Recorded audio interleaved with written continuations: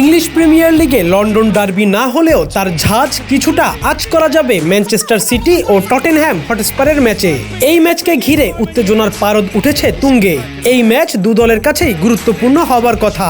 না খেললেও টটেনহ্যামের নগর প্রতিদ্বন্দ্বী আর্সেনালের লিগ জেতার ভাগ্য ঝুলে আছে এই ম্যাচের ওপর। একমাত্র ওয়ালটন এসি দিচ্ছে 1 বছরের রিপ্লেসমেন্ট গ্যারান্টি এবং কম্প্রেসারের 10 বছরের গ্যারান্টি। সে কারণেই কিনা নিজেদের হার চাইছেন টটেনহ্যাম সমর্থকরা। অবাক করা হলেও জরিপে উঠে এসেছে এমনই এক তথ্য। একই শহরের প্রতিপক্ষ যাতে কোনোভাবেই লিগ শিরোপা না জিততে পারে, এজন্যই নিজ দলের হার চাইছেন টটেনহ্যাম সমর্থকরা।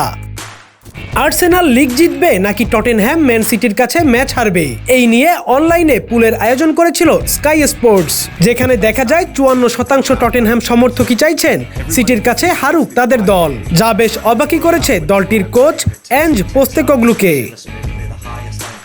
ম্যাচ পূর্ববর্তী সংবাদ সম্মেলনে নিজের হতাশার কথা তুলে ধরেন অস্ট্রেলিয়ান এই কোচ।